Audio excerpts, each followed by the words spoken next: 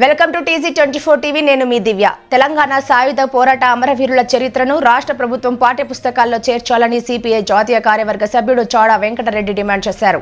CPI రాష్ట్ర party ఆధ్వర్యంలో నిర్వహిస్తున్న తెలంగాణ సాయుధ పోరాట వారోత్సవాలలో భాగంగా సిద్దిపేట జిల్లా హుస్నాబాద్ మండలం మహందాపూర్ గుట్టలో సాయుధ పోరాటంలో అమరులైన అనబేరి ప్రభాకర్ రావుతో పాటు 11 మంది అమరవీరుల సమాధుల వద్ద పార్టీ శ్రేణులతో కలిసి చౌడా వెంకటరెడ్డి నివాళులర్పించారు. తెలంగాణ సాయుధ పోరాట అమరవీరులను గుర్తించి ఇప్పటి రాష్ట్ర ప్రభుత్వం హైదరాబాద్ లో స్మృతి వనాన్ని ఏర్పాటు చేయాలని చౌడా వెంకటరెడ్డి కోరారు. అదేవిధంగా అమరవీరులు పోరాటాలు చేసిన చారిత్రక స్థలాలను పర్యాటక ప్రాంతాలుగా అభివృద్ధి చేయాలన్నారు.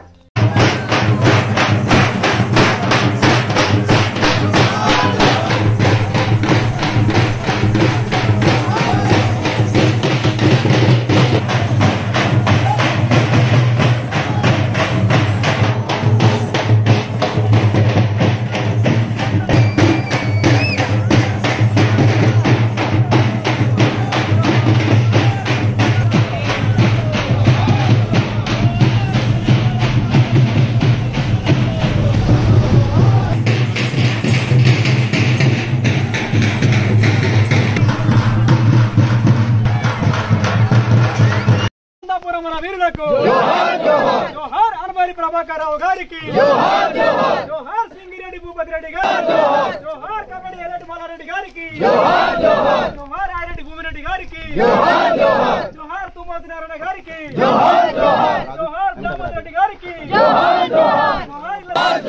संजना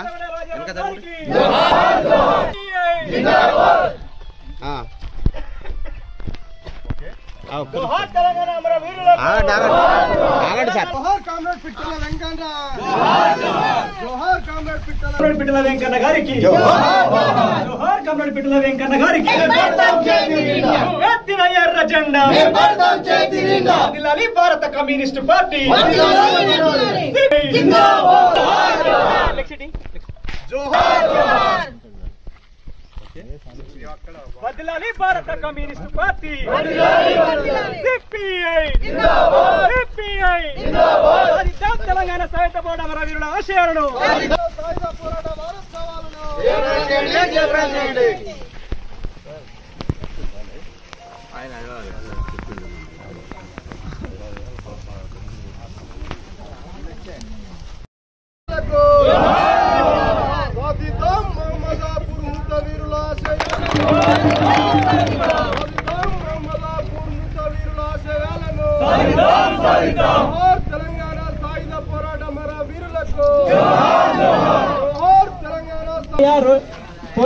కారుడు అనబేరి ప్రభాకర్ రావు ఆయన దేశము కుటుంబంలో పొలంపల్లి కాడ పుట్టి ఆయన కమ్యూనిస్ట్ పార్టీ నాయకుడిగా ఎదిగి పేద ప్రజల అట్టడుగు వర్గాల ప్రజలకు ఆశాజ్యోతిగా నిలిచినాడు.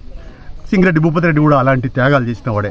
అయితే ఇవాళ కూడా స్వాతంత్రం వచ్చి 76 సంవత్సరాలు గడిచిపోయినా 70 ఏళ్ళు అడుగు పెడుతున్నా ఇంకా మనకు స్వేచ్ఛా వాయువులు అంటే అందరికీ కూడు గుడ్డ నీడ విద్య వైద్య సౌకర్యాలు అందట్లేదు. డాక్టర్ బిఆర్ అంబేద్కర్ రచించిన రాజ్యాంగం కూడా అమలు కావట్లేదు. అందుకనే కమ్యూనిస్ట్ పార్టీ మరింత నూతన ఉత్సాహంతో ఉచ్ఛేదంతో పోరాటాల వైపు సమేతం కావాలని చెప్పి ఆ వైపున పోరాటాలకు పిలిపిస్తున్నది. అందుకని ఇప్పుడు తెలంగాణ వచ్చినా కూడా తెలంగాణ ఉమ్మడి రాష్ట్రం అన్యాయం జరిగిందని కొట్లాడి తెలంగాణ వచ్చినా కూడా కేసీఆర్ నీళ్లు నిధులు నియామకాల ఆత్మగౌరవ పరిపాలన దెబ్బతీశాడు.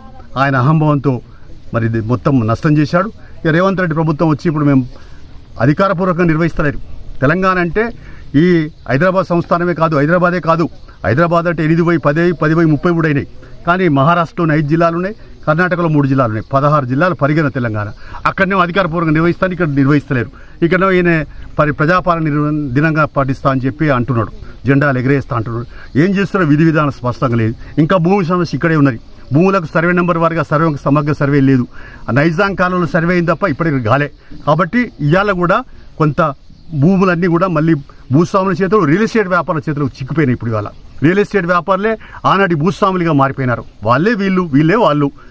ఆ రకమైన పద్ధతి ఉన్నది. ఇప్పుడు హైదరాబాద్లో పెట్టి బాగా కూల్చేస్తున్నాం అంటే సర్వే నెంబర్ సమగ్ర సర్వే చేసి కూల్చేస్తే శాస్త్రీయంగా ఉంటుంది, ఒక పద్ధతి ప్రకారం ఉంటుంది. ఎవడు కూడా మాట్లాడడానికి వీలు ఉండదని చెప్పి రేవంత్ రెడ్డి ప్రభుత్వం దానికి విజ్ఞప్తి చేస్తున్నాం.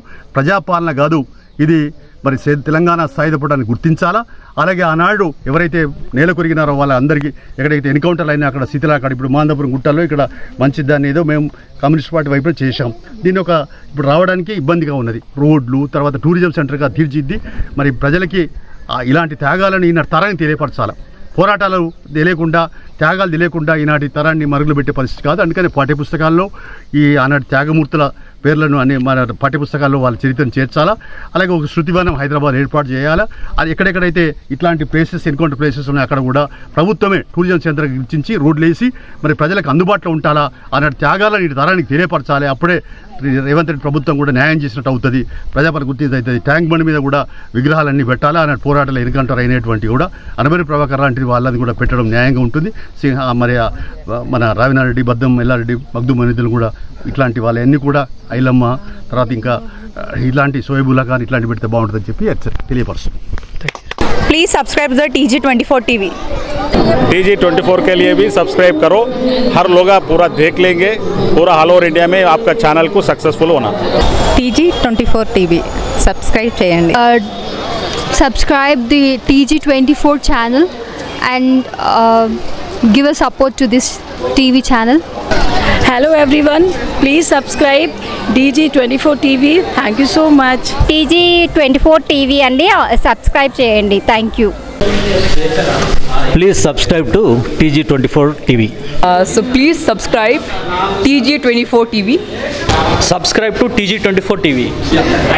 Please subscribe TG24 TV. ముఖ్యంగా ఈరోజు TG24 TV చక్కటి వార్తలను ముందుకు వచ్చి ఇస్తున్నటువంటి TG24లో అందరూ కూడా సభ్యులుగా చేరి ప్రతి క్షణం మీరందరూ కూడా ఆ టీవీని చూసి ఆనందిస్తారని కోరుతున్నాం. అందరికీ నమస్కారం అండి, నేను మీ యాంకర్ నేహ. సో TG24 టీవీని సబ్స్క్రైబ్ చేసుకోండి. Thank you. Please do subscribe TG24 TV. Subscribe.